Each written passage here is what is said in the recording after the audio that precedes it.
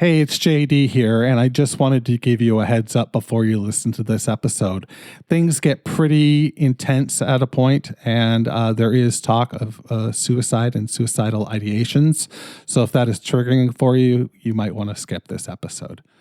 Anyway, this is this week's The Berman Project.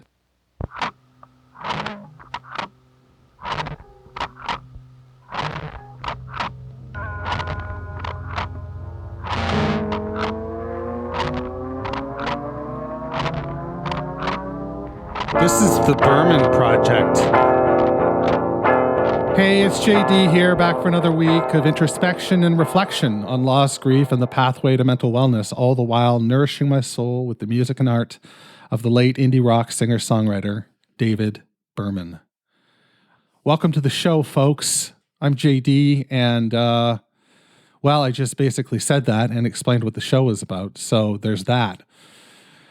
I'm having a hell of a day. I'm looking out at the sky right now, and it is, to quote Gord Downey, it's dull and hypothetical, and it's tough. It's keeping me inside. We had a big storm here yesterday.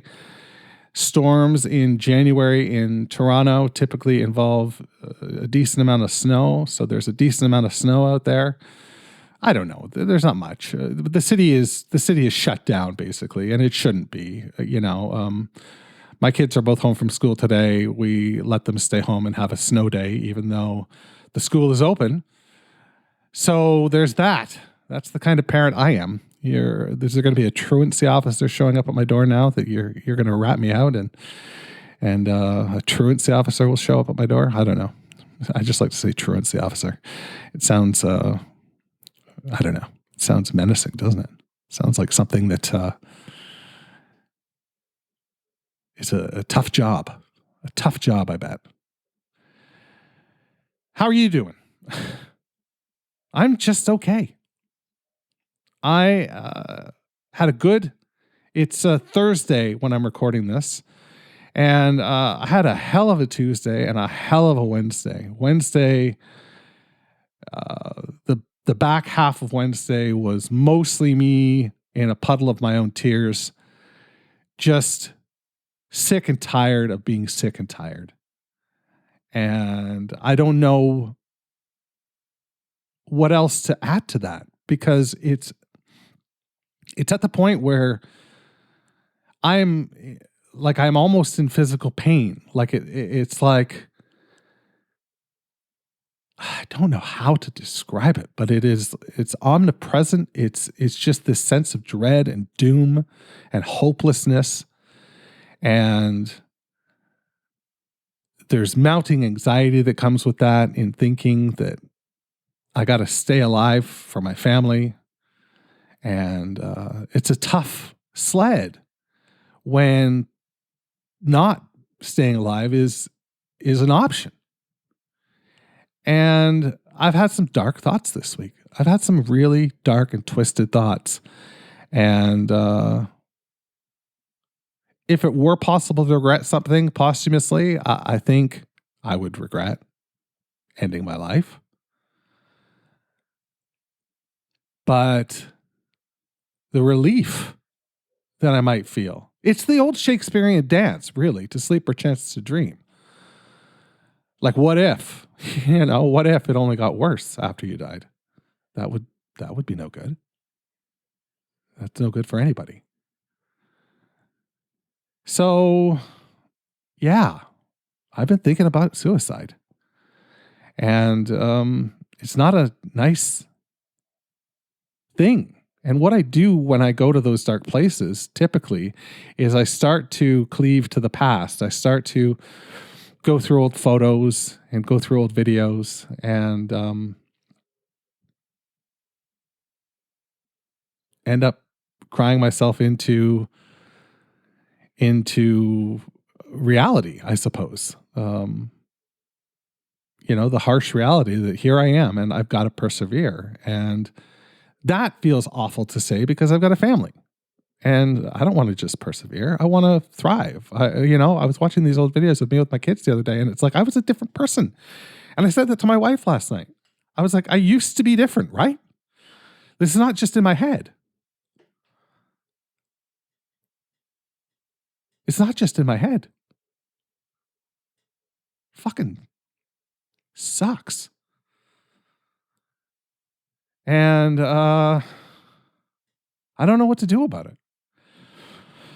Talked to my therapist the other day, and oh boy, this is unrelated, but she gave me a great line, because I am somebody that is, constantly either regretting the past or thinking about how I'm going to tackle the future, and I miss out on things as they happen in real time. It's almost akin to watching people watch concerts through their phones, rather than experience it through their eyes.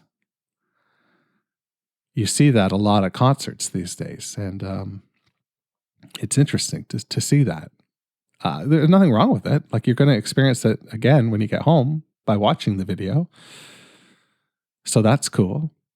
There's nothing wrong with that at all. But the line that she gave me was, if you've got one foot in the future and one stuck in the past, then you're likely pissing all over the present. And I just thought that was fucking brilliant. Just that big squat that you're in, legs spread, and you're just letting her dangle and pissing all over right now. I relate to that way too much. How about you?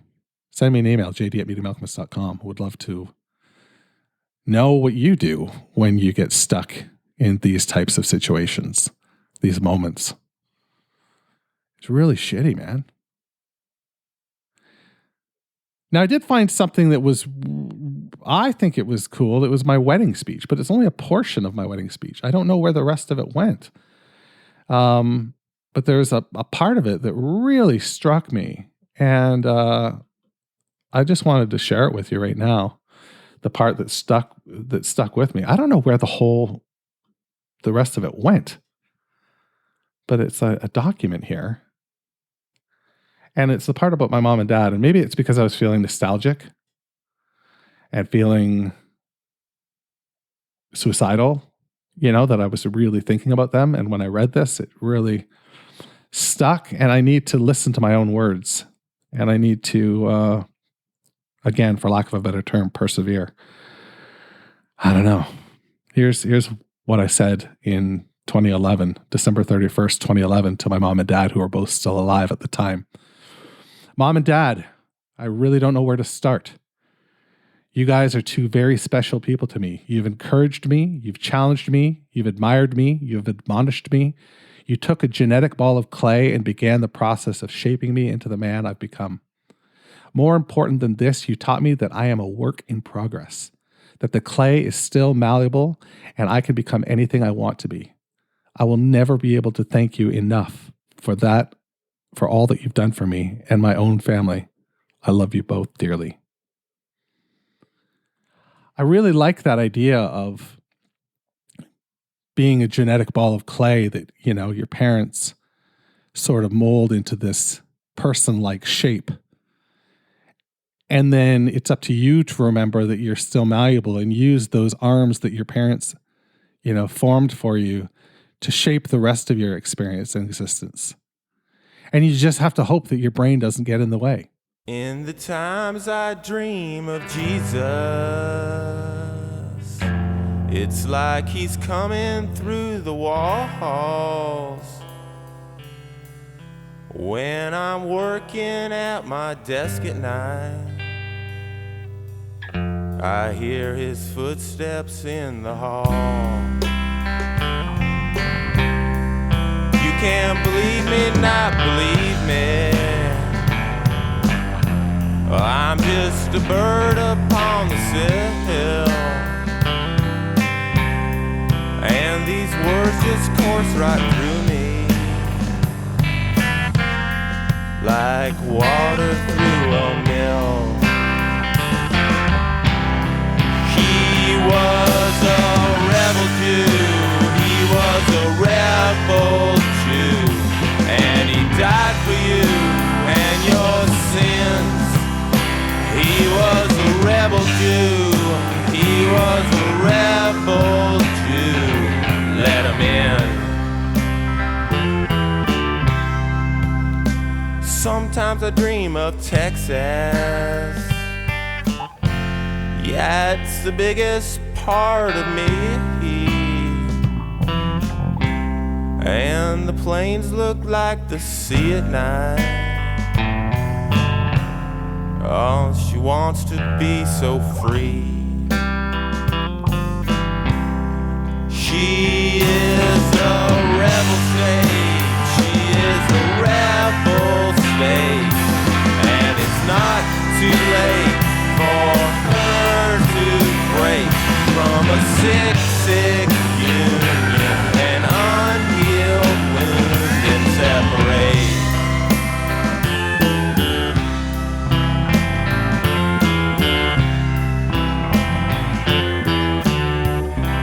All the time I dream of Michelle and the towers in her mind. Some women lie down with killers.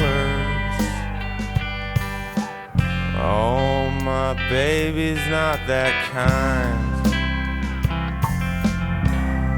She is a real good girl.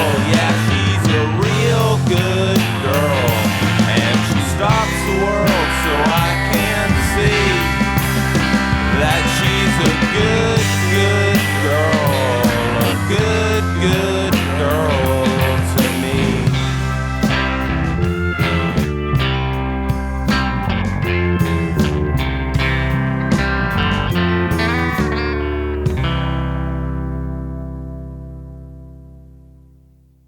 Don't step on it, JD. Okay, there it is. That's Rebel Jew off of Tanglewood Numbers.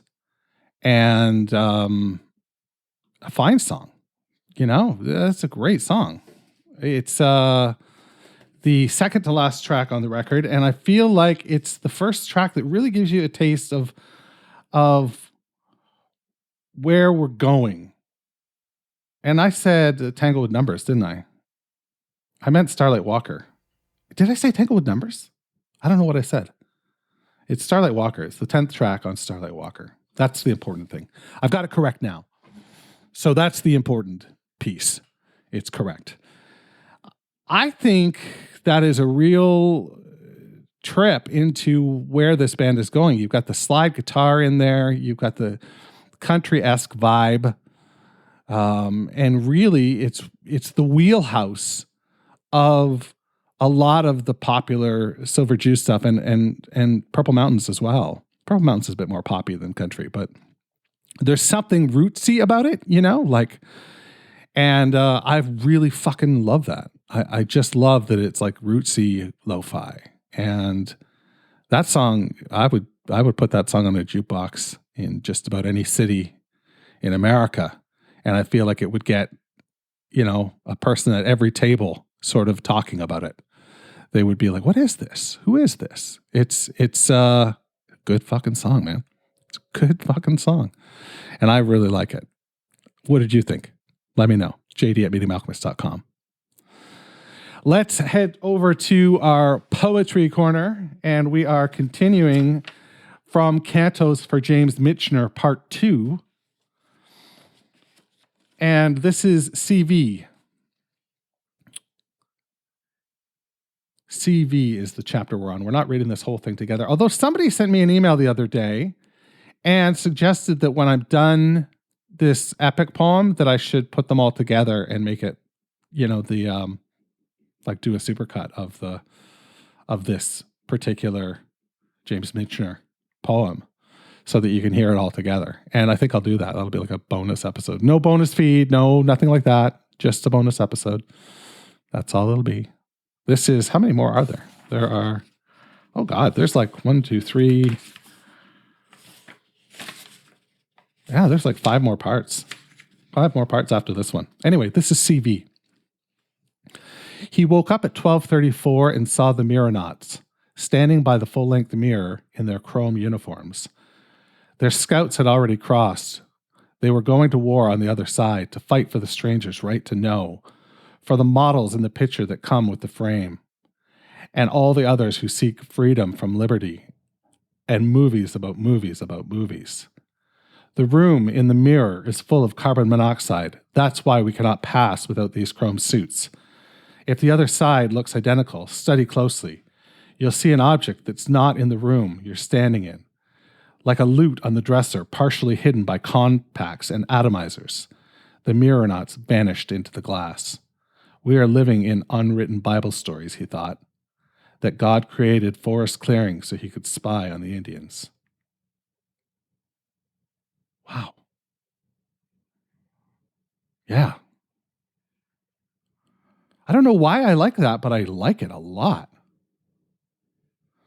It's so out there. And another reference to the Indians. In the last poem, there was a reference to Indians, the unborn god of the C8H17NO4S Indians on the bottom. Yeah, I don't know. I haven't got a line on this at all. This is all over the fucking place. Mirronauts? Like, who the fuck are mirronauts? I don't know. Ugh. Anyway. Yeah, I like it. We'll continue onward, and then there'll be a supercut.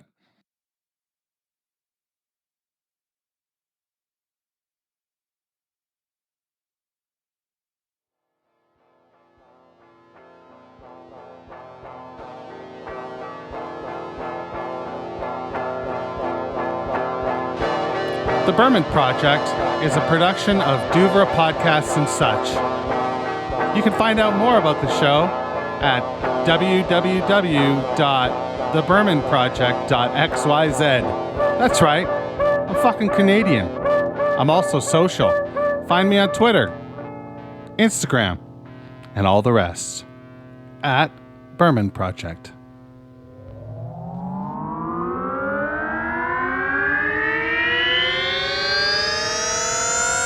Douvra Podcasts and Such.